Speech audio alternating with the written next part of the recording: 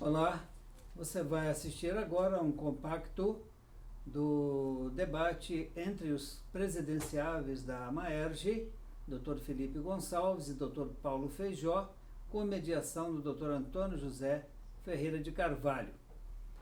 Nós agradecemos desde já a disponibilidade dos candidatos que aceitaram o convite do IMB para este evento que é tão relevante, em que eles forneceram propostas de trabalho e previsão de atuação no decorrer do mandato, e também agradecemos a todos os que vieram pessoalmente assistir ao debate, assim como aqueles que agora estarão acessando no site do IMB, www.imb.org.br, para tomar conhecimento do que nós fizemos. Nós gostaríamos também de aproveitar esse tempo para convidá-lo, você que ainda não é associado ao IMB, para que o faça.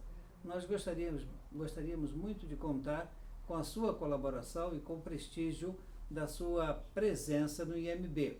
E gostaríamos também de convidá-lo a fornecer artigos para a revista Inverbes, que estaremos editando em pouco tempo, fornecendo artigos com até 3 páginas de preferência, para que nós possamos voltar a fazer circular a revista Inverbes do IMB. Também gostaríamos de convidá-lo a separar alguma sentença especial que você tenha para a edição de um exemplar do nosso direito concreto. Essa obra tem sido bastante procurada, né? Nós tivemos algumas edições em alguns tempos, e agora os magistrados que conhecem o interesse e conhecem a relevância das sentenças, né, dos magistrados de primeiro grau, têm pedido que nós reeditemos. Então, você que tem uma sentença e considera que ela é relevante, mande para nós, que nós avaliaremos e analisaremos e publicaremos a sua sentença. Também gostaríamos que você participasse dos nossos grupos de estudo. Você que tem um assunto específico que acha que deveria ser aprofundado, estudos específicos de temas relevantes do direito, venha participar conosco. Também gostaríamos de convidá-lo a participar do curso de Direito Eleitoral, com as inovações que têm sido trazidas pela legislação dos últimos tempos, a realizar-se na Emerge. Então, nós temos um convênio com a Emerge, foi feito o credenciamento desse curso pela Infam, e será dado àquele que o fizer 20 horas aula. De modo que nós temos bastante projetos. Teremos um evento de processo civil no próximo dia 8 de novembro, com a presença de professores altamente qualificados da USP, e também a Tereza Alvim, que é participante do Código de Processo Civil. Então, mais um motivo para você participar conosco do IMB. Você é nosso convidado, nós agradecemos a sua atenção, agradecemos a sua participação e esperamos que você esteja junto do IMB, pois o IMB sente-se muito feliz de ter a sua presença e a sua participação. Muito obrigado, um grande abraço. O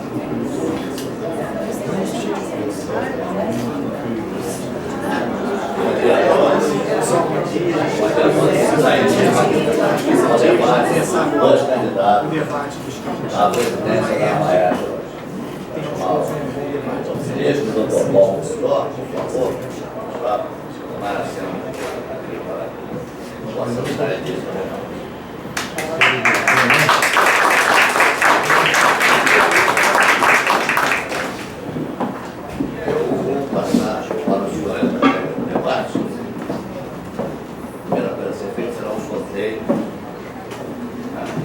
Para que possamos saber qual deles é na fala primeira. Depois, segundo modo, cada um deles terá 5 minutos para apresentar a sua plataforma de programa. Em seguida, o terceiro modo, de que serão feitas igualmente aos candidatos perguntas pelo mediador, com 2 minutos cada um. Mas com 2 minutos para responder. Está ligado?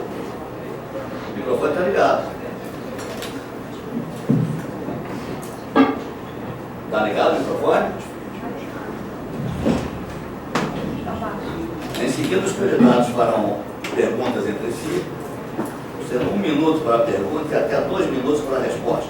Devendo aí haver réplica de 1 minuto. No fim, cada candidato terá 5 minutos para as considerações finais, mantendo sempre a alternância. Eu queria pedir à plateia que se mantenha em silêncio, porque, segundo as regras do debate, não será permitida qualquer tipo de manifestação. Então, é isso. Eu vou iniciar com o sorteio. Vou saber qual o primeiro presidenciável a falar. É difícil isso, porque só tem 2 coisas aqui no programa. Misturar de novo 2 de novo para ver o que sai. Estou vendo aqui. O primeiro a responder, deixa eu falar também, né? A responder será sempre o primeiro a falar será o doutor Paulo Feijó. Vossa Excelência tem 5 minutos para apresentar a sua plataforma de campanha. Olha, se passar, ninguém passa para mim. Vai fazer seu lado também. Área técnica aqui. Bom, em primeiro lugar, bom dia a todos. Obrigado a todos aqueles que se dispuseram a vir aqui ao tribunal hoje, nessa manhã. Um agradecimento especial ao desembargador Fábio Dutra, presidente do IMB, que abriu esse espaço para todos nós, IMB do qual também sou associado, e abriu esse importante espaço. Não me lembro nas últimas eleições da gente ter tido esse tipo de debate, mas eu acho que ele é bem relevante. O senador Fábio, quando convidou, ainda não integrava a chapa do Felipe, depois teve um remanejamento lá, o senador Fábio acabou entrando, mas convidou o senador Antônio José para mediar esse debate, que foi uma escolha extremamente feliz. Certamente, sendo um homem de comunicação, deve estar encarando a situação com bem mais facilidade do que eu e o Felipe, que somos apenas magistrados. O senador Antônio, como todos sabemos, ele tem uma longa vida também na parte de imprensa. Quando a gente falou em debate, eu comecei a pensar o que a gente poderia falar, o que a gente poderia trazer. Eu acho que debate é um local em que a gente tem que pontuar as diferenças entre as chapas, até porque, se a gente for ver as propostas são mais ou menos as mesmas: eleições diretas, critérios objetivos, e a gente vai falar de uma série de questões que durante o debate certamente vão ser trazidas, mas os objetivos são os mesmos. Até por isso, quando as pessoas viram e falam assim, vocês são oposição, eu falo, não, nós somos uma opção. Porque se os objetivos são os mesmos, se eu não me oponho a nenhum objetivo que a outra chapa traz, então nós somos uma opção. O que nos trouxe aqui, eu já participei muito, até já ouvi críticas por isso. Você já participou muito de associação? Sim, eu já participei muito de associação. Já participei de algumas administrações jamais que fizeram coisas que eu gostei muito, algumas que fizeram coisas que eu não concordei, outras que deixaram de fazer coisas que eu achava que deviam ser feitas. E eu acho que a oportunidade de ocupar a presidência justamente permite que a gente, vamos dizer, de certa forma, direcione, conduza as discussões da classe no sentido que efetivamente tem que ser realizado. Eu acho que a gente passa num momento muito difícil para a magistratura, todos muito desanimados. Eu vejo isso no contato direto com os colegas, e nós precisamos nos movimentar. Nossa pauta não pode ser a pequena derrota, nossa alegria não pode ser a pequena derrota. A nossa alegria hoje é que nós evitamos uma derrota. A nossa alegria de amanhã é que a derrota foi menor do que podia ser. Será que foi isso mesmo? A gente tem que ter pauta e a gente tem que desenvolver as nossas pautas. E para isso a gente precisa de uma coisa que está um pouco esquecida na associação, que são as reuniões. A gente não se reúne mais, a gente não debate mais. A associação é um lugar em que a gente junta as pessoas para debater e para discutir assuntos de interesse da classe. E daí vão surgir as nossas pautas. Ninguém, como eu costumo falar, nenhum deputado hoje nos ouve mais, porque a gente só vai falar a mesma coisa. Nós queremos manter os nossos privilégios. Então nós temos que oferecer alternativas. Vivemos numa sociedade que quer mudanças. A sociedade não sabe direito as mudanças que quer, mas quer mudanças. Qual é a nossa pauta? O que nós oferecemos? Nós não temos nada. E nós temos que começar a trabalhar exatamente o que nós vamos levar para a sociedade. Os assuntos, não podemos discutir porque isso gera conflito entre magistrados. nós temos que discutir os assuntos internamente, sim. Temos que encontrar caminhos conciliatórios dentro da magistratura. Esse discurso de nós e eles, nós desembargadores, eles juízes, nós da capital, eles do interior, nós do crime, eles do civil, isso daí divide. São processos autofágicos que a gente tem que conseguir evitar dentro da magistratura. Eu acho que com um grupo experiente que a gente tem, eu acho que com um grupo participativo que a gente imagina que possa efetivamente tomar as medidas e encontrar os caminhos necessários para que a gente possa avançar. O nome da nossa chapa não é um nome tirado ao acaso. Ação e participação é o que nós achamos que precisamos trazer para dentro da associação e esperamos que possamos fazê-lo com isso. Obrigado.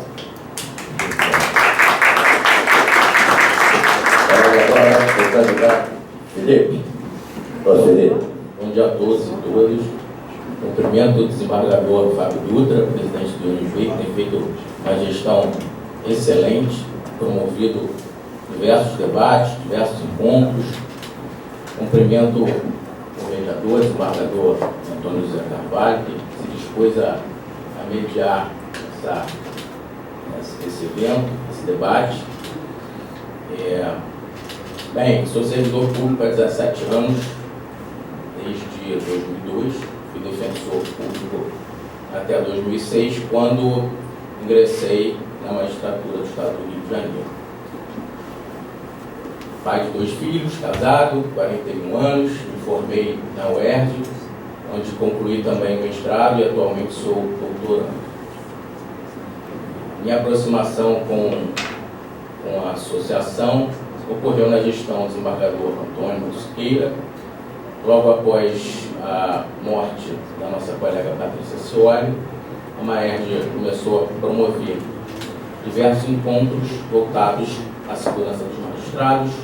Eu fiz algumas viagens acompanhando o desembargador Antônio Siqueira para desenvolvermos essa pauta e, posteriormente, ele me pediu que fizesse alguns requerimentos em prol da nossa associação, em prol dos magistrados do Rio de Janeiro, dentre os quais pedidos de elevação de entrância de algumas comarcas. Alguns requerimentos antigos só estão maduros agora por conta da crise financeira do nosso Estado e só puderam ser apreciados agora pela Comarc. As nossas pautas prioritárias são, como o Paulo bem disse, bem parecidas. Eleições diretas, nesse particular a PEC 187 de 2012 está pronta para plenário. A Renata Gil já colheu as assinaturas dos líderes da Câmara dos Deputados e o Rodrigo Maia nos afiançou que pautará essa PEC em breve na Câmara. Com relação a outra pauta prioritária, que é remuneratória, estamos acompanhando a PEC 63. A senadora Selma Arruda, que foi magistrada de carreira, conhecida como Moro de Saias, pediu o desarquivamento dessa PEC e ela também está pronta para a plenária. Estamos tomando conta dessa PEC, esperando o melhor momento para colhermos também as assinaturas dos líderes, para que possamos pedir ao presidente do Senado para que seja pautada. No mais, temos uma proposta forte de interiorização da Maerj. Quando assumimos a Maerj em 2016, a situação financeira da Maerj não estava boa. A Maerj estava com uma dívida de 350 mil e, por conta disso, tivemos que cortar vários gastos.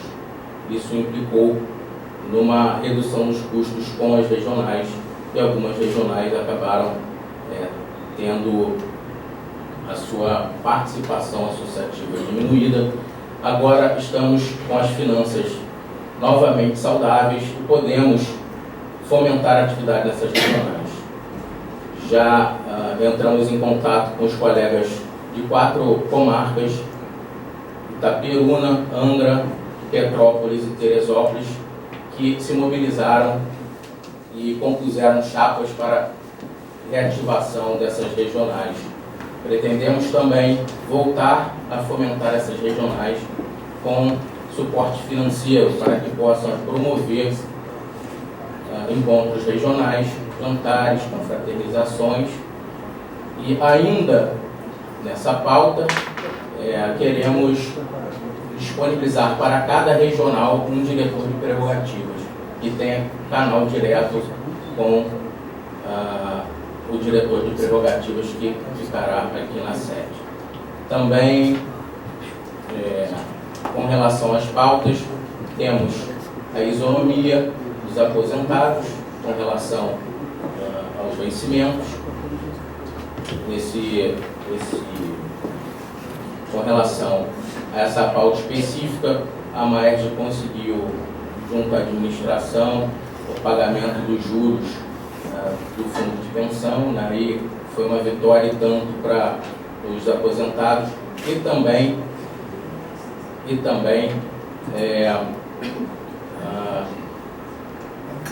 a recomposição dos subsídios que contemplaram os aposentados, já que o auxílio moradia não fazia.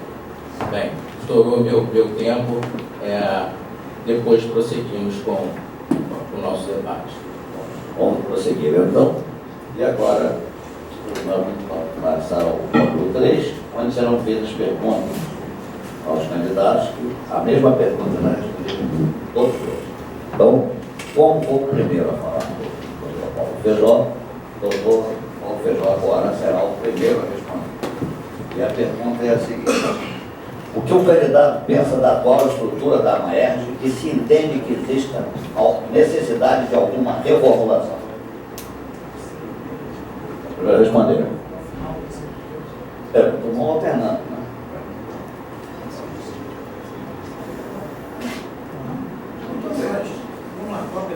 A pergunta, eu vou repetir. O que o candidato pensa da atual estrutura da Maerj e se entende que existe a necessidade de alguma reformulação? Eu acho que a gente tem uma...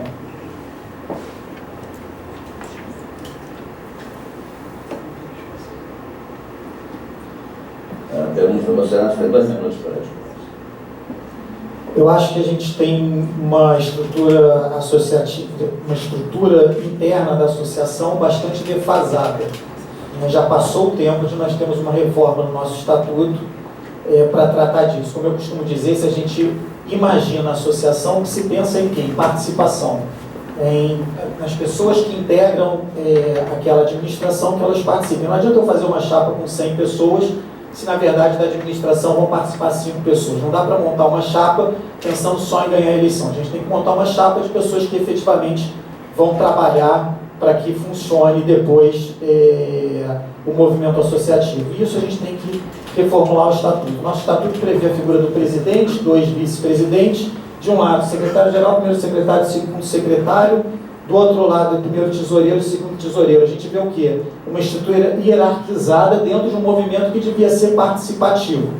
Então, uma das propostas que a gente tem é da reformulação do estatuto com relação a isso, para que a gente tenha uma estrutura mais horizontal, que viabilize mais a participação, não focar tanto na figura do presidente. E com relação à parte da eleição também da associação, a gente precisa ter regras fixadas no estatuto, porque senão a gente fica com uma variação de regras que acabam surpreendendo os candidatos, como nessa eleição, que houve antecipação do período de inscrição eleitoral, não sei se prejudicou um dos pré-candidatos que acabou não se tornando candidato, inclusão de nova forma de votação que não está prevista no estatuto, quando facilmente poderia ter sido alterado o estatuto nesse sentido, uma coisa que todos desejam.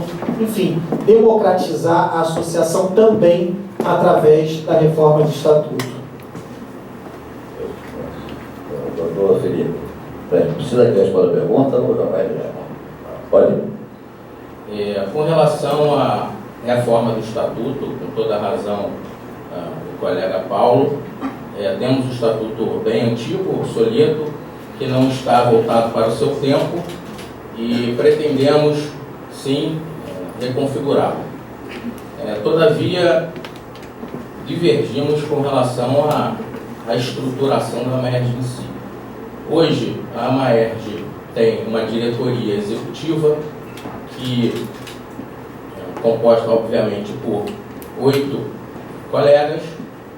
Todos os colegas votam e dois outros convidados, um diretor de prerrogativas, que é o colega Richard Robert, e o colega Rodrigo Moreira Alves, que é um conselheiro, também votam, ou seja, 10 colegas votam em todas as deliberações. A atual presidente, a Renata Gil, poderia decidir qualquer questão monocraticamente, mas todas as questões importantes são deliberadas por 10 colegas. E por vezes, a colega Renata Gil, presidente, fica vencida e adota a posição da maioria.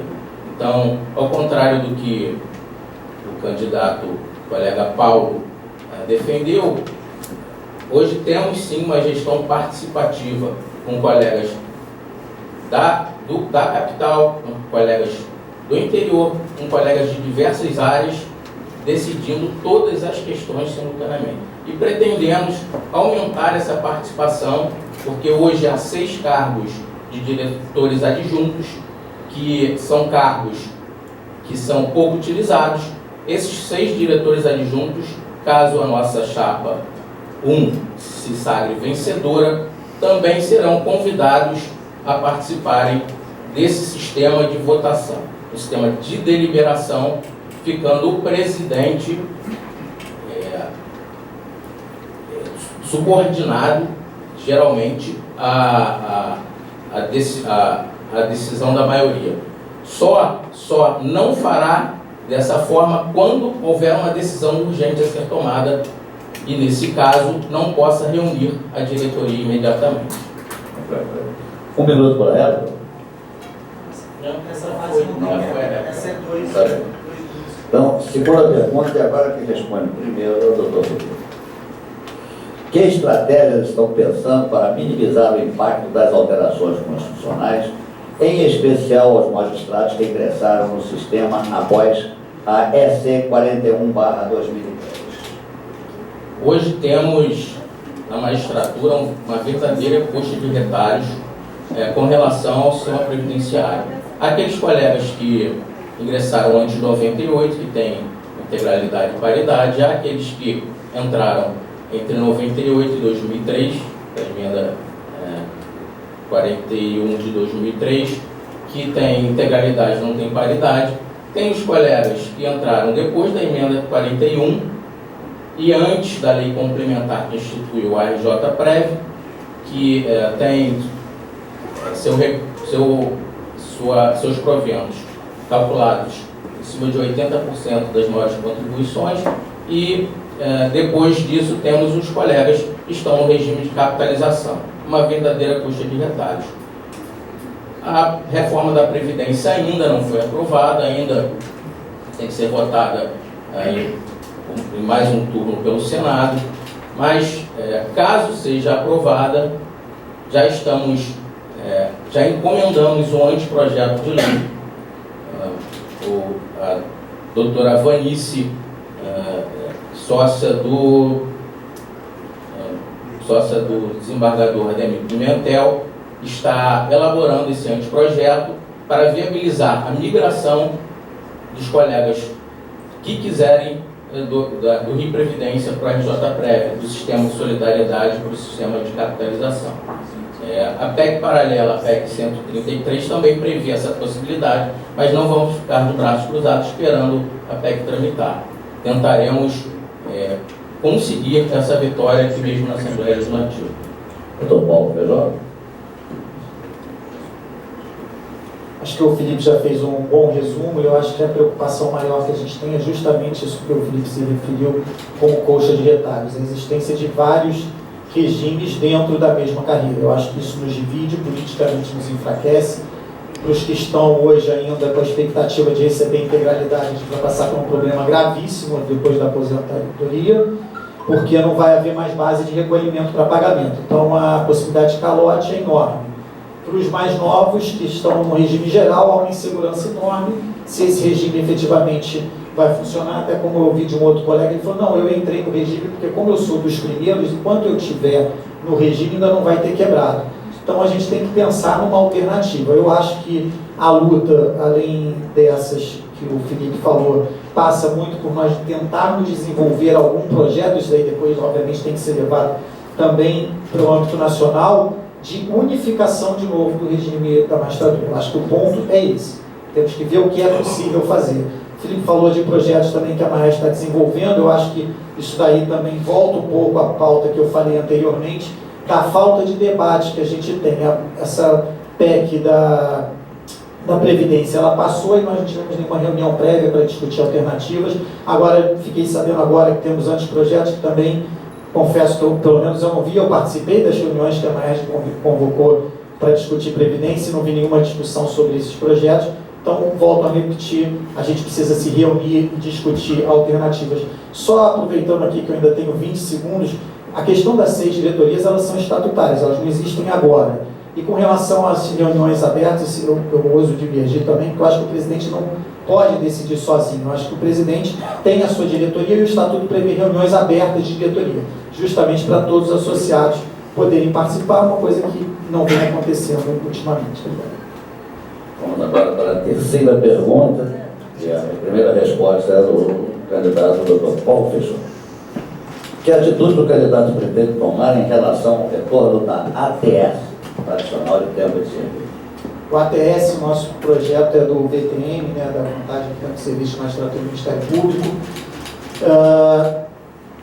Tomar diretamente, a Maersk não pode fazer nada, porque esse projeto é em Brasília. Então, o papel da Maersk, nesse caso, eu, quando fui vice-presidente da ANB, a primeira atitude que a nossa diretoria teve foi de pedir uma alteração no projeto para que ele atingisse também os aposentados, ou seja, de não aceitar um projeto que não atingisse os aposentados. Então, isso é uma questão que nós temos que lutar, que o projeto atinja a todos. E fora isso, como eu costumo dizer, o papel da associação estadual não é de se substituir à associação nacional.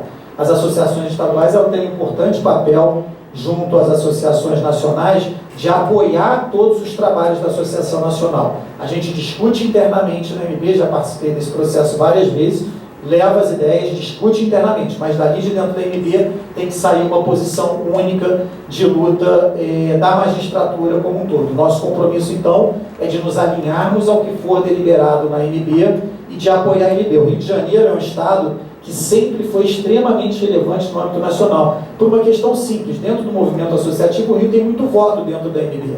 A ANB é composta por colegiados, o principal deles o Conselho de Representantes, em que o voto é proporcional ao número de associados, e o Rio de Janeiro sempre teve muitos votos. Além de ter muitos votos, o Rio de Janeiro é um estado que, historicamente, tem parlamentares de muita relevância no cenário nacional. Então, o papel da Maersk no auxílio da ANB junto a esses parlamentares, ele é extremamente importante, e é isso que nós pretendemos continuar. O trabalho, um elogio que a gente tem à administração atual, que é um trabalho que foi feito de ter uma assessoria parlamentar em Brasília, acho que ela ainda existe, isso daí tem que ser continuado, temos que ver a assessoria parlamentar na Câmara, enfim, precisamos nos empenhar nesse trabalho, que não é só na questão do ATS. O ATS nós já perdemos a grande oportunidade, que era trocar o ATS pelo auxílio moradia e aí sim atender a todos. Infelizmente trocamos só pela uma reposição vencimental, que felizmente atingiu os aposentados, mas para os da ativa não foi tão vantajosa. Desculpa, senhor. Doutor Felipe Gonçalves. Eu já adiantei aqui a PEC que trata da VTM, que substituiu o ATS, né? ATS adicional de tempo de serviço, que tem valorização de tempo de magistratura. Ela foi desarquivada recentemente e aguarda seja pautada em plenário. Nós pretendemos auxiliar a ANB com a tarefa de convencer o presidente do Senado a pautar essa PEC assim que o ambiente político for favorável. Não adianta fazer essa postulação agora, porque o momento em Brasília é de redução da máquina administrativa. Temos que nos preparar que em breve virá a reforma administrativa, já está sendo anunciada, o governo prepara esse pacote e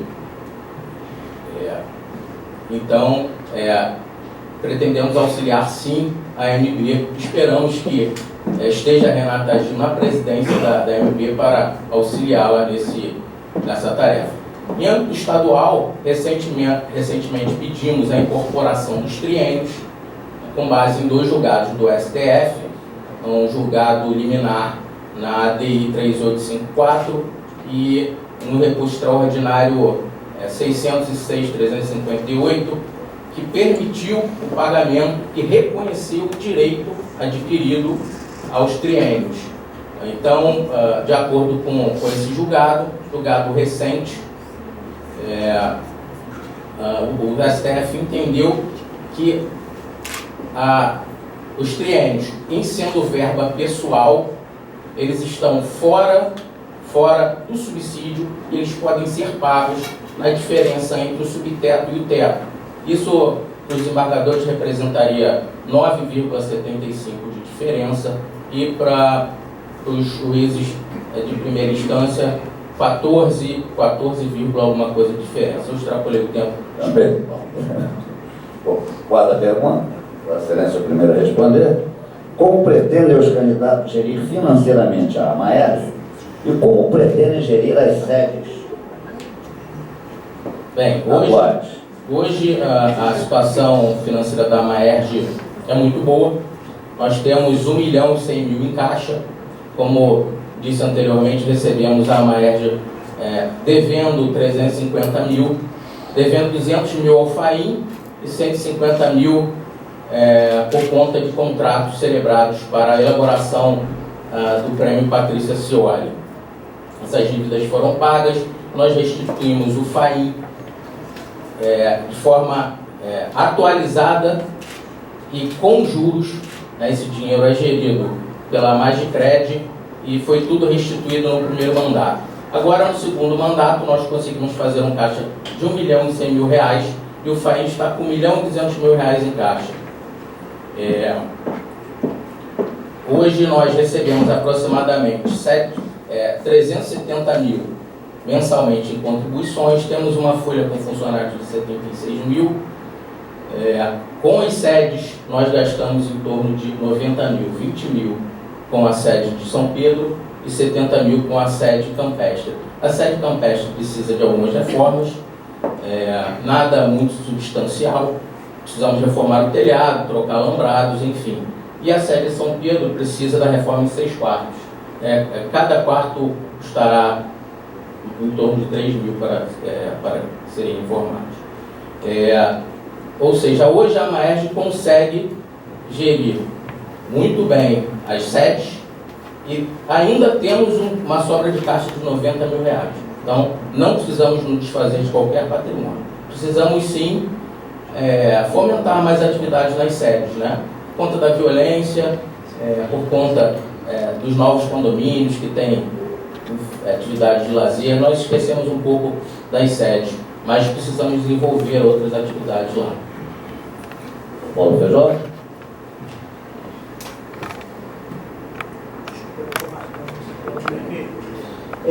Bom, em primeiro lugar, com relação, vou inverter aqui a ordem da pergunta, com relação às sedes, realmente elas precisam de uma revitalização, as sedes talvez elas tenham ficado um pouco esquecidas, porque a gente teve uma fase aí falo isso de uma forma bem transparente, a gente teve uma fase em que a gente teve um ganho financeiro em relação aos nossos vencimentos que foi bastante relevante. E aí, efetivamente, todos nós passamos, graças a Deus, a ter outras oportunidades. Eu acho que nesse momento a gente tem que pensar muito na sede também como uma alternativa de lazer que tem que ser trazida. O Felipe falou que ele tem 2 filhos, eu tenho 3. A gente, realmente, a sede é um espaço importante de lazer. E voltando ao que eu falei lá no início, de reunião e da gente conhecer os colegas. Hoje a gente não conhece mais os colegas. Pode parecer um pouco de saudosismo, mas na época que eu entrei, há 22 anos atrás, a gente tinha contato com os colegas, a gente conhecia os colegas de segundo grau, a gente era conhecido de todos os colegas. Hoje em dia, a gente tem um distanciamento enorme. Eu costumo dizer que é uma coisa meio contraditória. Em tempos de informática, em que as distâncias deviam ser diminuídas, elas são aumentadas. Com relação à gestão financeira, eu confesso que hoje não é uma crítica aos gastos em si, isso aí cabe aos associados avaliarem qual a destinação que os gastos estão tendo, mas eu acho que a gente precisa gerar uma transparência maior. Hoje a gente entra no site, tem lá linhas específicas. Outro dia uma colega veio me mostrar, falou assim, Onde é que estão, por exemplo, despesas de passagem aérea? Não tem uma linha disso, você não sabe. A gente está em tempos de informática, um clique ali, abre e você sabe onde estão as despesas da Maersk. Isso acho que é uma prestação de contas importante que a gente tem que tornar mais transparente para os associados e também estabelecer toda uma forma de orçamento, de destinação de receitas, para que elas possam ir àquilo que efetivamente atende a todos os magistrados e a todas essas nossas lutas hoje, que são extremamente importantes. Felipe? É que eu estava preocupado aqui com a pergunta seguinte, que já foi respondido. O projeto de critérios de acompanhamento das legislativas já foi falado, vou substituir essa pergunta por outra. A pergunta então agora. Qual a proposta para a interiorização da atuação associativa? Bom, questão da interiorização, assim, eu fico bem tranquilo de falar porque eu comecei minha vida associativa como presidente da 6ª Regional da Maersk em Volta Redonda. Época até que eu conheci o Felipe era defensor, né? João Felipe, Álvaro, o pessoal lá, a gente tinha um convívio bastante próximo. E eu entrei na vida associativa nessa época, presidente da associação era o Luiz Felipe Salomão. Acho que o Luiz Felipe foi um grande exemplo de como você consegue trazer a debate questões às vezes controversas dentro da classe, mas você consegue trazer isso de uma forma equilibrada, de uma forma leal, em que todos possam ser ouvidos. Eu acho que isso é importante, transparência, lealdade, isso são valores que a gente tem que ter no movimento associativo, são valores que têm que ser naturais da magistratura. E nessa época eu fui presidente da 6ª Regional, em que a gente tinha, eu conseguia, com o Luiz Felipe na época, a gente tinha uma assessora de imprensa que era uma estagiária de jornalismo, mas que conseguiu muita coisa. No interior a gente tem muito espaço para trabalhar a parte de imprensa, tínhamos coluna em jornal, participava de programa de rádio toda semana, conseguíamos jantares às vezes com parlamentares que tinham base eleitoral na região. Então o trabalho no interior é um trabalho extremamente relevante e que pode ajudar muito na associação. Lá da nossa regional e dessa moça que fazia o trabalho lá de jornalismo, que nasceu um projeto que talvez alguns se lembrem, daquela cartilha da ANB que a gente conseguiu colocar na Rede Globo, que eles fizeram pequenas animações. Isso surgiu na nossa regional. Então as regionais elas podem ser efetivamente o berço de muitas iniciativas boas. Soube que efetivamente houve pouco incentivo às regionais, a gente tem que, obviamente, retomar isso. Acho um pouco estranho que isso sempre surja agora que nós vamos fazer, agora que nós vamos retomar, agora que estamos prontos para isso. Eu acho que as coisas têm que acontecer no primeiro dia de administração. É dali que as coisas têm que fazer, não ficarmos esperando época de eleição. Obrigado. Doutor Felipe Gonçalves. Bem, de antemão registro elogio ao colega Paulo pela atuação dele na regional da Sul Fluminense. De fato, quando eu cheguei naquela região, em 2002, o colega Paulo atuava firmemente na defesa dos associados, não só na defesa, também no congraçamento, havia reuniões periódicas. Eu lembro que eu cheguei a participar de eventos da Maersk sendo defensor público. Realmente é hora de retomarmos a interiorização, só que ao contrário do que advogou aqui o Paulo, as regionais elas não ficaram sem subsídio à toa. Nós tivemos que cortar a própria carne para pagarmos a dívida da Maersk. Tivemos que cortar os incentivos, as verbas das regionais, tivemos que mandar vários funcionários embora, tivemos que indenizá-los, enfim, foi circunstancial. Agora, sim, temos caixa para retomar as atividades das regionais, não só para retomar, também para abrir novas regionais, como estamos pretendendo fazer agora. Fomentamos a abertura de 4 novas regionais, isso já foi dito, e os senhores podem ter certeza que nós percorreremos todas as regionais, incentivaremos as atividades no interior e também a defesa das prerrogativas dos colegas do interior, entendendo como a prestação jurisdicional no interior está acontecendo. É hora de unirmos força da capital para o interior. Nós temos uma pauta muito ruim em Brasília e nós, mais do que nunca, precisamos de união de toda a carreira. Última pergunta desse modo. Como, a pergunta será feita ao professor Gonçalves, como o candidato aconselharia um colega para se proteger das consequências da lei do abuso de autoridade? Primeiramente, a lei de abuso de autoridade é francamente inconstitucional, né? Nós evitamos, por meio de trabalho da AMB, junto ao Senado, que o crime de hermenêutica fosse contemplado no artigo 1º, fosse contemplado expressamente, mas os tipos que restaram também são tipos de hermenêutica. Expressões como sem justa causa, manifestamente ilegal, enfim, isso abre um flanco de interpretação muito grande, são tipos abertos, então a lei é francamente inconstitucional. A AMB está dialogando muito fortemente com o STF. Na semana passada, o presidente da AMB já se reuniu com o relator Celso Mello para conversarem sobre a ADI, e nessa semana ele vai ouvir outras associações, a JUF, enfim, associações estaduais, para então proferir uma decisão.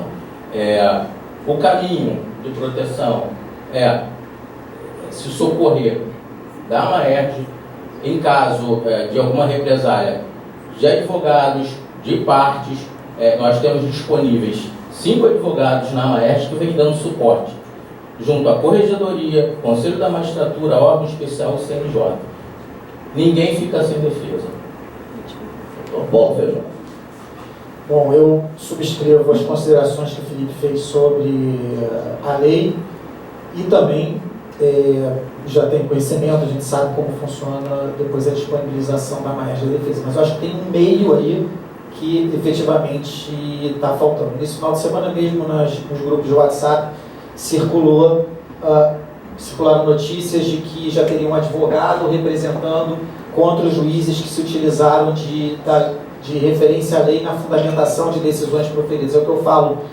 Se amanhã algum juiz, infelizmente, tá? Mas se amanhã algum juiz utilizar como fundamento a lei para não decretar algum tipo de prisão cautelar e essa pessoa sair e chegar na esquina e matar uma criança, ninguém vai perguntar, infelizmente, se a culpa é do Congresso que pressionou demais os juízes. Isso daí vai recair diretamente sobre nós. Então nós temos que ter consciência disso e temos que ter consciência de como vai vir a reação da sociedade sobre nós também em razão dessa lei. Para mim, tarda a falta de iniciativa das associações em relação à reunião dos colegas e discussão de soluções. Não adianta nós esperarmos a jurisprudência sobre a lei também. Não adianta a gente esperar uma liminar do Supremo. Obviamente as ações têm que ser coordenadas, nenhuma desmerece a outra. Mas tínhamos que já estar reunindo, discutindo soluções. Se nós todos agirmos da mesma forma, essa é a maior proteção que nós podemos ter. Não vão processar 1.300 são incluídos os aposentados, não vão processar 960 magistrados. Agora, se um agir isoladamente, ele corre o risco. Como vamos nos portar com relação ao crime relativo às prerrogativas da OAB? Isso é uma coisa gravíssima. Como nós vamos atender os advogados daqui para frente? Nós temos que uniformizar quais os entendimentos que nós vamos ter. Então, a busca pela uniformização de entendimentos, para mim, é uma das principais formas de defender a magistratura e depois, se não houver possibilidade, os outros alternativos que já foram trazidos. Concluímos o módulo 3, vamos agora passar ao módulo 4, prestar atenção no seguinte. Nesse módulo, cada candidato fará pergunta ao outro. Cada um fará 4 perguntas ao outro, alternadamente, evidentemente. Terá cada um 2 minutos para a resposta e aquele que perguntar terá em 1 minuto a resposta. primeira pergunta do módulo 4, para cada um, alternadamente. Primeira pergunta é feita por Vossa Excelência. Tem 2 minutos. Bom, eu vou na minha cola aqui. Licença, eu vou na minha cola.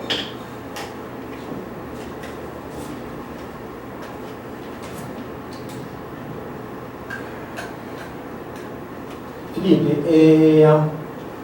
uma das coisas que tem sido muito tema de debate dentro do nosso grupo é com relação à eleição da associação. Nós somos juízes, nós fazemos as eleições gerais, juízes estaduais que fazem as eleições gerais, temos até essa jurisdição constantemente ameaçada, que é uma coisa que nós temos que lutar constantemente para manter, mas fazemos um trabalho muito bem feito, que é um trabalho que não só atinge a parte administrativa, mas também o julgamento da conduta de todos os políticos.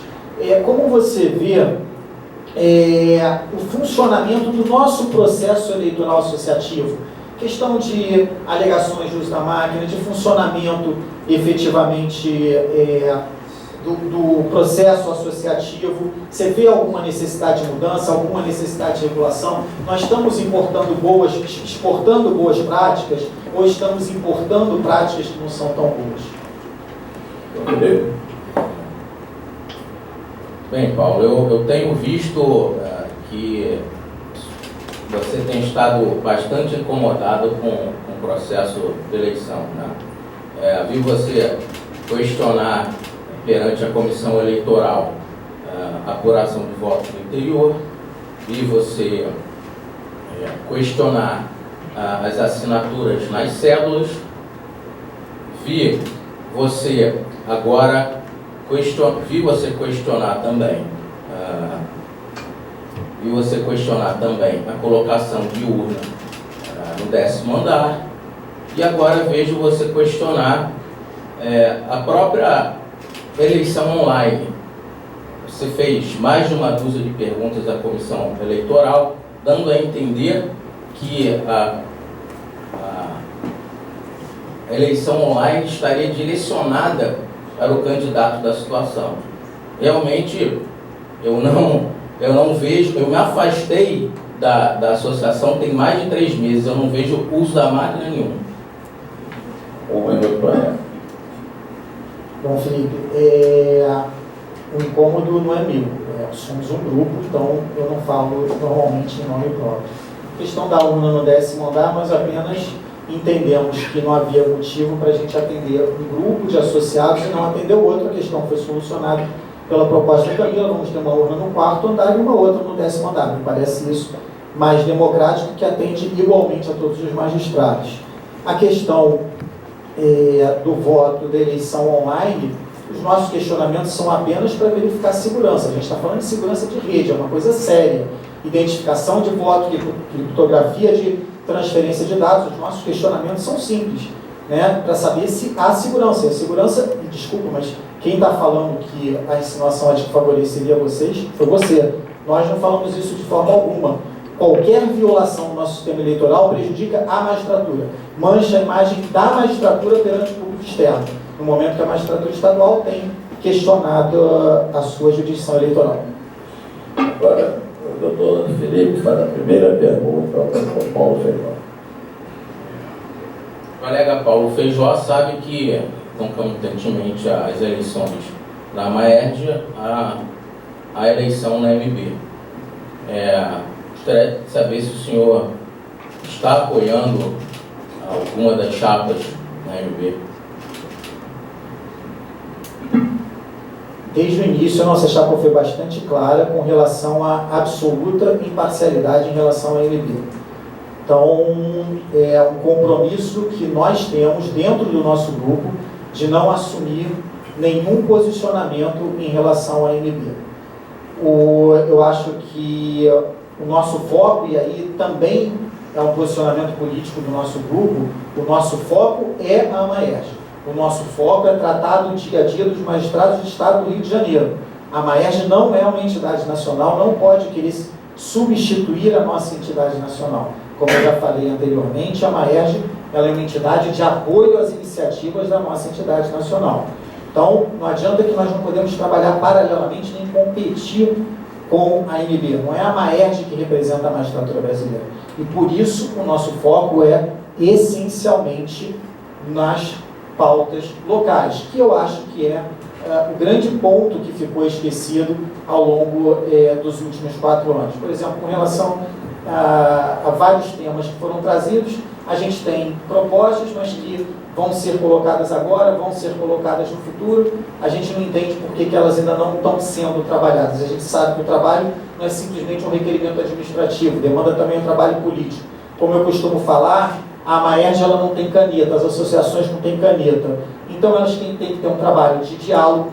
Magistrados também são um grupo essencialmente conservador, nunca seremos batedores de panela. O nosso caminho é efetivamente o diálogo, mas isso tem que ser trabalhado intensamente, tem que ser trabalhado a partir do primeiro dia. A gente não tem que esperar chegar período eleitoral para começar a trabalhar os nossos temas. Um minuto para ela, doutor Felipe. Bem, temos a sorte e a competência também de a nossa atual presidente da Maerj estar encabeçando uma das chapas para a eleição da AMB. Obviamente que nós estamos do lado da Renata Gil.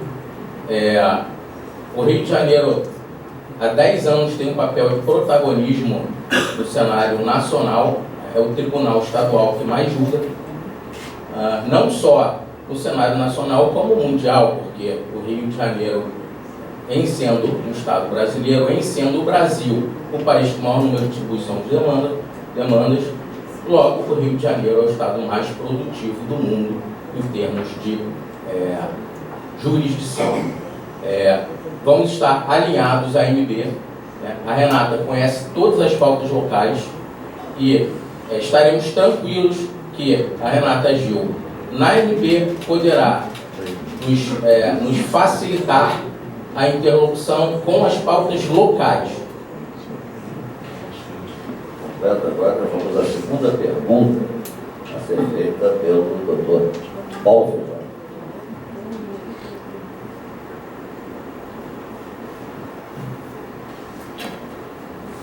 Felipe, um tema que é comum a nós, as nossas propostas, que são eleições diretas. Nos últimos 4 anos, nós viemos de 2 votações pelo Pleno a respeito do tema, e nos últimos 4 anos nós não caminhamos. Eu vi você fazendo referência à PEC sobre eleições diretas, mas no cenário nacional, como eu costumo dizer, pode acontecer, mas as pressões políticas, temos um pacto republicano em andamento, temos muitos interesses contrários a eleições diretas. Não me parece um quadro favorável à aprovação do tema em âmbito nacional. Mas estamos um pouco paralisados nisso no nosso Estado. O que você pensa sobre o tema? Vamos aguardar Brasília? Vamos tomar alguma iniciativa? Qual a sua proposta em relação a esse tema? Doutor Felipe. Bem, nesses últimos 4 anos, a Maerj não esqueceu essa pauta. Pelo contrário, em 2016, nós fizemos uma audiência pública no Rio de Janeiro e trouxemos o relator da PEC 187, o deputado João Campos. Desde então, a Maerj, junto com a AMB, continuaram a impulsionar no Congresso a PEC 187 e hoje, como eu já adiantei, essa PEC encontra-se pronta para plenário com compromisso do Rodrigo Maia de Carioca também nos ajudar com essa pauta. Em âmbito local, nós pretendemos sensibilizar o presidente a reabrir a discussão para que possamos ter alteração no regimento e, com isso, contemplarmos a primeira instância também com o voto para usar os cargos da administração. Bom, em 2016 a gente teve 4 anos, me parece pouco, a gente ter tido apenas um evento quando foram chamados 3 deputados, se não me engano vieram só 2 deputados num evento quando já tinha passado o nosso projeto pela comissão especial, então estava só aguardando o plenário, então já não havia tanta essa relevância, e foi um evento que foi feito na véspera do período eleitoral da MB. E quem acompanha um pouco mais associativismo, a reportagem da Manhã tem uma foto do Jaime, que na época era apoiado pela colega Renata. É aquilo que eu falei de como nós trabalhamos a questão da política associativista interna.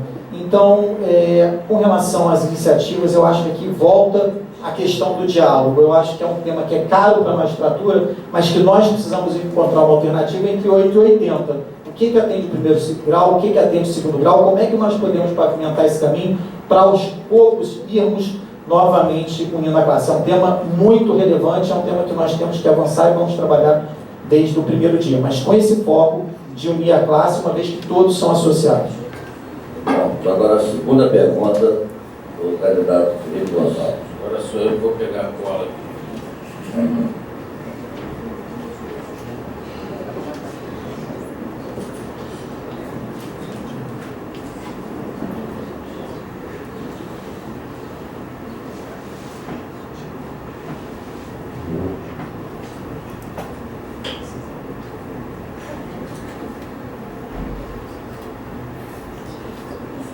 Bem, Paulo, temos em Brasília tramitando uma PEC 58 desse ano, que tem por objetivo mitigar, ou melhor, retirar a nossa vitaliciedade, substituindo a pena de aposentadoria compulsória pela pena de demissão administrativa. Essa PEC também pretende diminuir o período de férias de 60 para 30 dias. O que o senhor pensa a respeito dessa diminuição? Eu vi que você publicou um artigo, acho que no Estadão, né, a respeito da PEC 58. Como nós ainda não temos assessoria de imprensa, a gente não tem espaço na imprensa em geral. Mas o que eu penso é que a gente tem que lutar. A gente já teve uma PEC há algum tempo atrás que atacava também a vitaliciedade. Confesso que eu não lembro exatamente o ano, eu acho que foi em torno de 2014, 2015, que nós conseguimos reverter o quadro naquela época.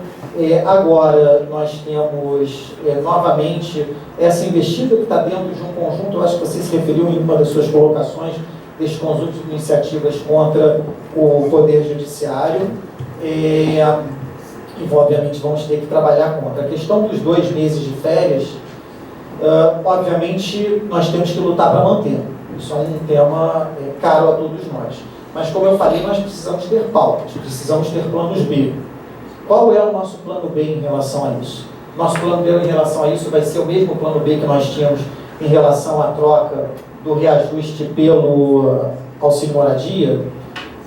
Qual é o nosso plano B se efetivamente uma perda se mostrar próxima?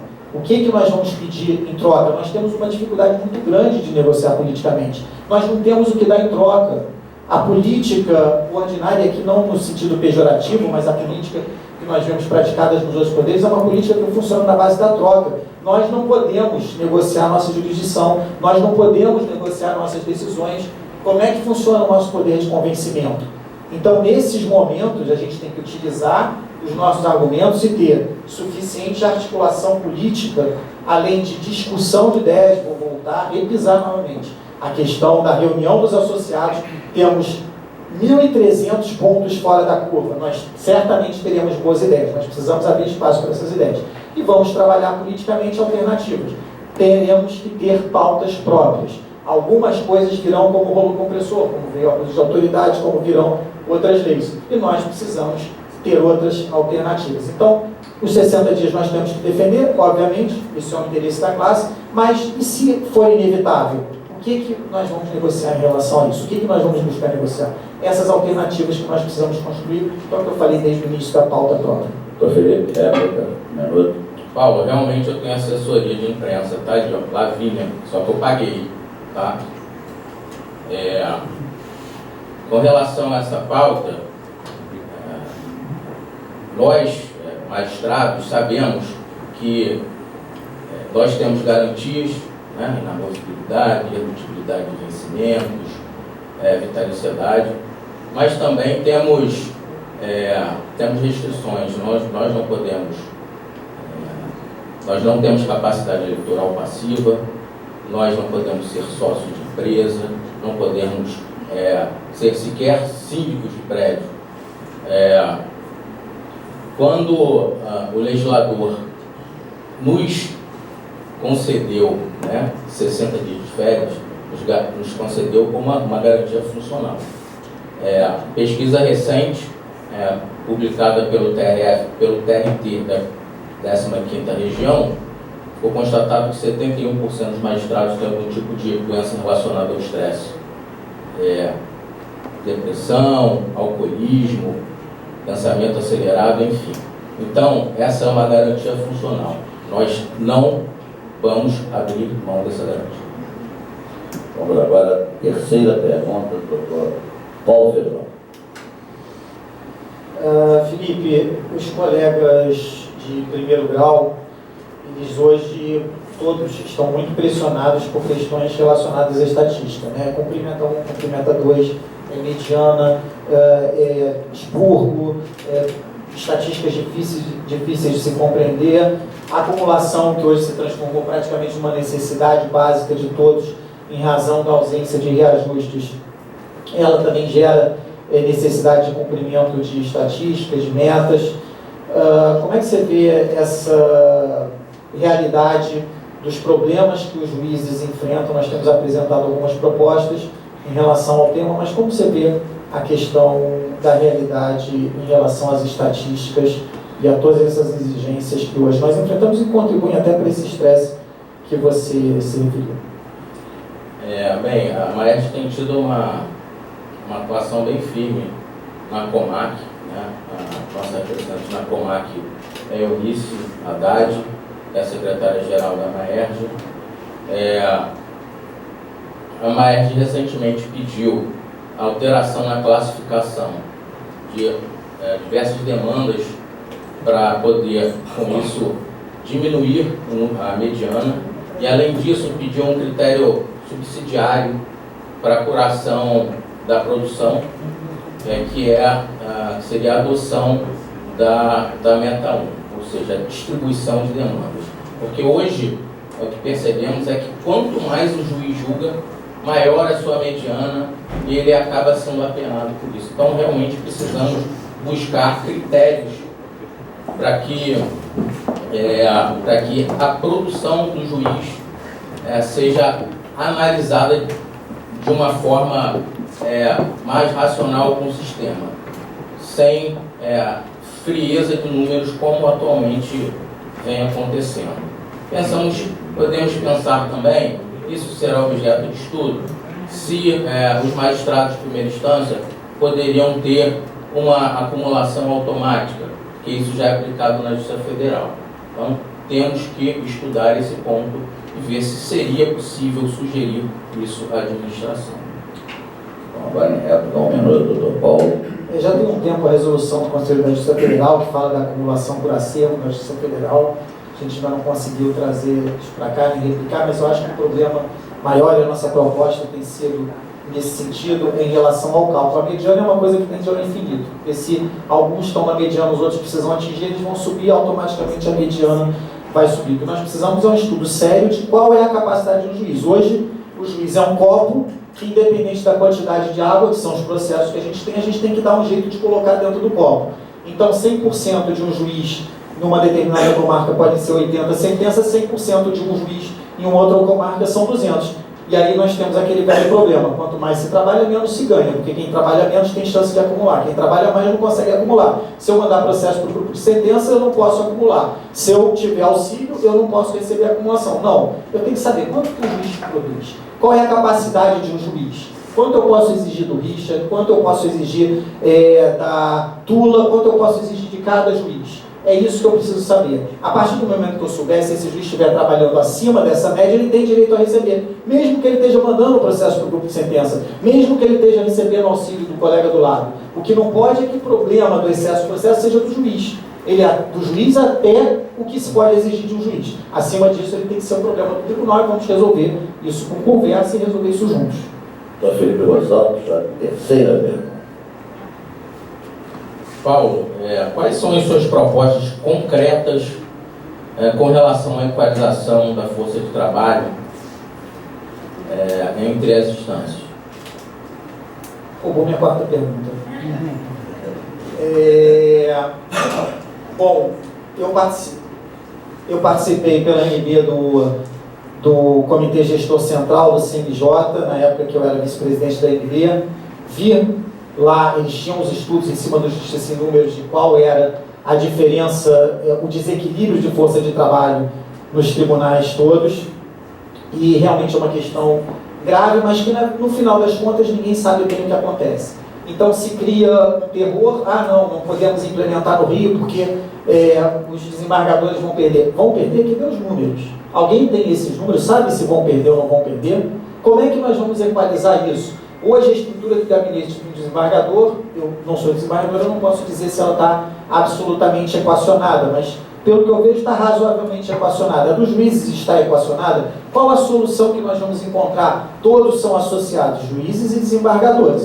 Uma solução que atenda a um não pode desatender o outro. Então o trabalho da associação é encontrar uma solução que a todos atenda. Agora temos que implementar. A resolução 219 está aí desde 2016. Nada foi feito. Fiquei no Comitê de Priorização do Primeiro Grau durante 1 ano e meio. Bati em todas as reuniões. Márcia Suzy também estava pela AMAERJ no comitê. Bati em todas as reuniões na questão da implementação. O tribunal não fornecia dados, não fornecia subsídios. Quando acabou o nosso trabalho no comitê, conseguimos que fosse expedido um ofício do comitê ao CNJ informando efetivamente que a questão não estava avançando no nosso estado. Salvo engano, isso foi em fevereiro, que foi a última reunião do comitê, que também tem uma solução de continuidade inexplicável, e depois, salvo engano, também em abril ou maio, a AMAERJ noticiou que também teria mandado um ofício ao CNJ.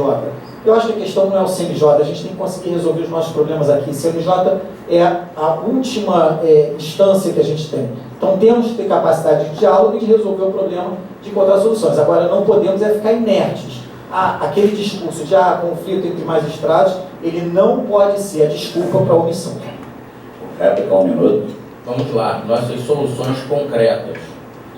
Já pedimos à administração estudo para viabilizar quarto secretário. Hoje temos 4.000 cargos de servidores vagos e é possível transformar esses cargos em assessoria para a primeira instância. 2. Residente jurídico. Nós propusemos também residente jurídico nos moldes da Procuradoria do Estado e da Defensoria Pública. 3. Nós peticionamos no CNJ pedindo o cumprimento do Cumpridec 2210-92 de 2006, acompanhamento de cumprimento de decisão para que o tribunal demonstre ao CNJ que está equalizando essas forças de trabalho. 4. Nós precisamos também ampliar a estrutura do gabinete dos juízes substitutos desembargadores. Salvo engano, eles têm um assessor a menos. Pelo menos foi essa a informação que me chegou conversando com alguns colegas. Vamos partir agora para a quarta e última pergunta, doutor Paulo Fernando.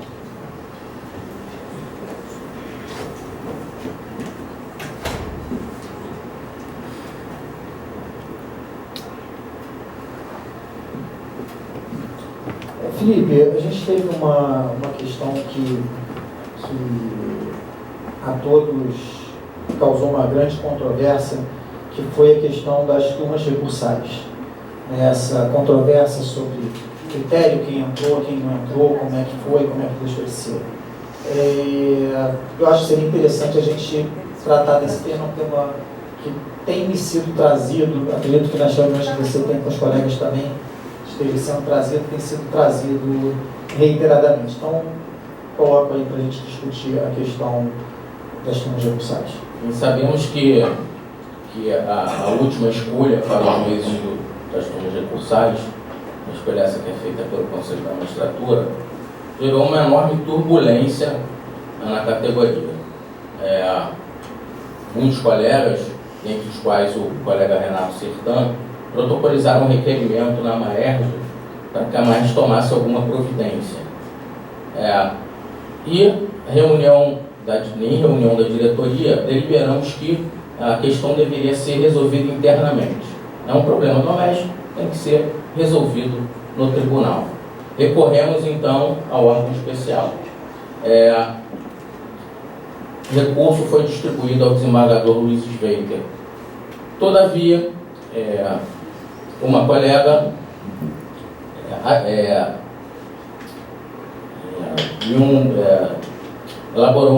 deu entrada num PCA junto ao CNJ e uma decisão liminar proferida no PCA acabou obstaculizando o andamento do nosso recurso. Enfim, o mérito desse PCA foi julgado e a colega também não obteve êxito, que prejudicou o recurso da Maerj. De tudo, uma coisa boa. Nesse recurso interno, o desembargador Luiz Sveiter está viabilizando, junto após a elaboração de um novo estudo, para que seja adotada a antiguidade na entrância de forma expressa, para que não haja nenhum novo problema na escolha dos colegas que comporão as turmas de recursagem. Obrigado.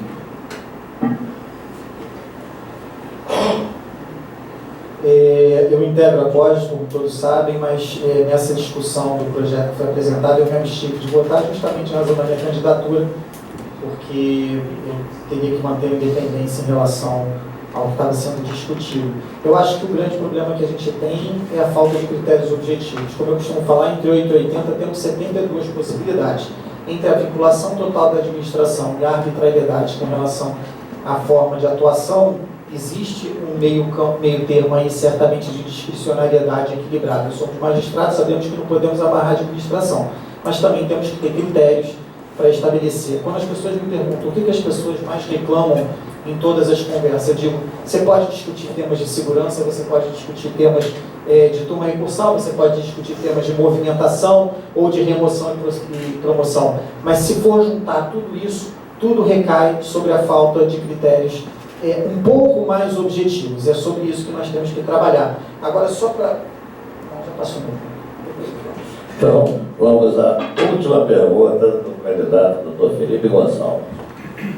Colega Paulo, gostaria de saber quais são as suas propostas concretas em prol da segurança dos magistrados. Bom, só para complementar então a resposta anterior, quando se falou assim, nós na diretoria deliberamos, o Felipe falou que nós na diretoria deliberamos sobre como a associação deveria agir, eu acho que esse é o ponto. As reuniões têm que ser abertas, os magistrados têm que participar, então a questão precisamos trazer os magistrados para dentro da associação. Aí eu pergunto aos magistrados, com relação à turma recursal, você sabe qual a opinião da classe? Ninguém sabe. Por quê? Porque nós nos reunimos, não tiramos uma posição coletiva. Com relação à questão de segurança, que você traz, Felipe, ela é uma questão extremamente delicada, que demanda muito diálogo com o tribunal, né? Então a gente tem que trabalhar isso, como eu falei. É uma questão também que tem que ser sempre com alguma reserva nesse tratamento, porque não pode ser aberta, mas a gente tem que pensar, eu acho que esse é o ponto, talvez, principal, é que a proteção do magistrado não é uma proteção pessoal, é uma proteção institucional. Eu não estou protegendo o Paulo, eu já passei por isso, eu já tive que andar com segurança quando já sofri ameaça, você também já passou por essa experiência, então nós dois sabemos bem o que é esse sentimento, e eu acho que não se protege o Paulo, não se protege o Felipe. O que se protege é a instituição, é a figura do magistrado, e a gente precisa garantir a segurança do magistrado, porque dessa segurança, desse sentimento de segurança que o magistrado tem, vai vir a segurança para ele continuar decidindo como ele tem que decidir, com independência, com autonomia, que é uma coisa fundamental para o exercício da jurisdição. Então, a segurança do magistrado é a garantia da independência da jurisdição. Bem, realizações e propostas concretas. Curso de tática, de tiro e tática, junto ao COI, né? Fizemos 3 edições para que os magistrados possam utilizar da sua prerrogativa de utilização de arma de fogo com segurança e responsabilidade. Curso tático junto ao BOP, para que os magistrados possam ter treinamento sobre segurança pessoal, sobre defesa, sobre a posição também, conhecer um pouco da posição dos policiais que participam das incursões nas comunidades. Fizemos também um curso para familiares, curso que ocorreu no Porto Belo, com o Capitão Novo. Pretendemos implementar, ou melhor, fazer gestão junto ao Tribunal e ao CNJ para a implementação do teletrabalho, evitando assim que magistrados se desloquem no estado do Rio de Janeiro de forma desnecessária, podendo trabalhar em casa. Concluímos assim o módulo 4, vamos passar ao módulo final, o módulo 5, no qual nós teremos as considerações finais de cada candidato, começando pelo Dr. Paulo Feijó, 5 minutos. Esse foi o último. A gente pode inverter isso. Não tem problema. Então, doutor Felipe Gonçalves, 5 minutos para as suas considerações finais. Prezados colegas, agradeço novamente a participação de todos. É fundamental que nós possamos construir realmente uma MAERJ participativa.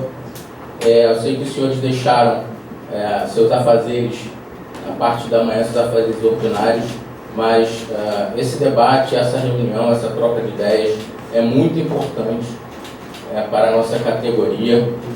Nesses 4 anos de gestão, a MAERJ participou de várias conquistas e evitamos várias perdas, tanto no cenário estadual quanto no cenário nacional. Participamos diretamente das ações para repasse do duodécimo do tribunal. Evitamos, juntos com o TJ, a perda do fundo especial na Assembleia Legislativa, porque o governador Luiz Fernando Pezão, assim que o tribunal emprestou aqueles 400 milhões para o governo do Estado, pretendeu dar um golpe no Tribunal do Estado e retomar o fundo especial. Conseguimos evitar que a lei de fatos funcionais fosse julgada, dando maior tempo para que esse clima de ataque à magistratura especial do Estado do Rio de Janeiro, dando maior tempo para que os ministros possam pensar na questão. Participamos participamos da recomposição do subsídio. A ideia de remeter o processo para a Câmara de Conciliação e Arbitragem da Administração Federal partiu do Rio de Janeiro. O Rio de Janeiro, que solicitou ao ministro Fux que a demanda que apreciava o auxílio moradia fosse remetida para a Câmara de Conciliação e Arbitragem. Com isso, pudemos ganhar tempo para a alteração da LDO, que em princípio não permitiria a recomposição dos subsídios. Conseguimos alterar a LDO e posteriormente, em gestão junto ao STF, conseguimos que o STF mandasse um projeto de lei para a Câmara para que houvesse a recomposição dos subsídios em 16%. Ainda temos uma defasagem enorme. Hoje de manhã, calculando a nossa defasagem, se formos calcular pelo IGPM, gira em torno de 21%. Se formos calcular com base na cesta básica, nós temos a defasagem de 47%. Então, temos uma luta ainda árdua pela frente, que é convencer o STF e convencer o Congresso que a questão vencimental não é favor, é direito, está na Constituição.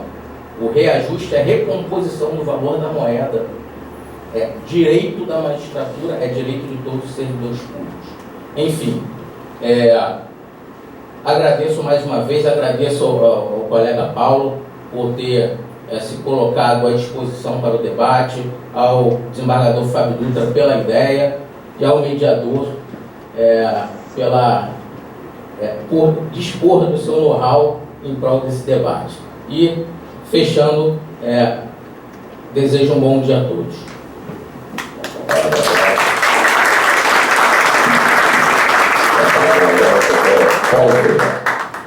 A minha primeira palavra também é de agradecimento cumprimento a você, Felipe. Eu acho que a oportunidade da gente estar junto, conversando, ela é extremamente importante. Queria te apenas pontuar aqui alguns temas que eu trouxe aqui, só os trouxe aqui porque não poderia levá-los em qualquer outro tipo de reunião por uma questão de lealdade. Eu só poderia trazê-los na sua frente para que você pudesse se manifestar sobre esse tema. Eu acho que isso é uma coisa importante de nós trabalharmos. A mensagem que eu acho mais importante de nós trazermos no final é que a gente precisa de uma associação independente, em relação aos tribunais, de uma associação independente às outras associações, de uma associação com ideias próprias, com pautas próprias, em que os seus associados efetivamente possam ser representados. A gente precisa de um trabalho de reunião, e aqui abro um parênteses ali, desembargador Antônio José, o desembargador Fábio Dutra, que estão presentes também, desembargadora Giselda e desembargadora Ana Maria, pelo menos são os desembargadores que eu vejo aqui no recinto e que trazem uma mensagem de que, como todos somos associados e como todos precisamos participar do processo associativo de diálogo para que nós possamos avançar nas nossas pautas institucionais. Então, agradeço a todos os colegas que estão presentes, tanto de primeiro quanto de segundo grau. Por fim, eu acho que precisamos estar juntos, precisamos estar unidos para todos os desafios que vamos ter pela frente. Como eu costumo falar, não se acaba com uma carreira em 1 ano, nem em 2 anos. Não se acabou com a saúde pública nem com a educação do país em 1 ano, 2 anos. Se destrói uma carreira em uma geração, que é o que estão tentando fazer com a gente. Vão gerar uma série de dificuldades para nós exercermos nossa função, vão gerar achatamento vencimental para que não haja mais atrativos para os melhores quadros virem para a magistratura. E se hoje nós temos os melhores quadros aqui, no futuro temos um grande risco de não ter. Então a nossa briga é muito mais que uma briga apenas pela magistratura. Eu digo que é uma briga por nós, pelas nossas famílias, pelo nosso país. E nós temos que estar imbuídos desse espírito para nos irmanarmos, acabarmos, conseguirmos compor as nossas divergências internas para que possamos unir forças naquilo que é realmente importante para todos nós, que é o fortalecimento de todo o Poder Judiciário. Muito obrigado a todos.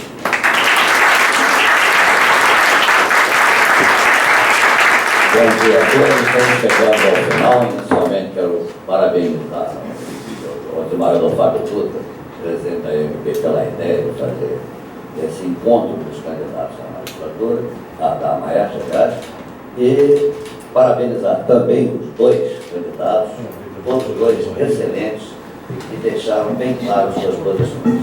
Agradeço também a presença dos nossos colegas que estão também defendendo suas posições aqui, com a outra coisa a fazer.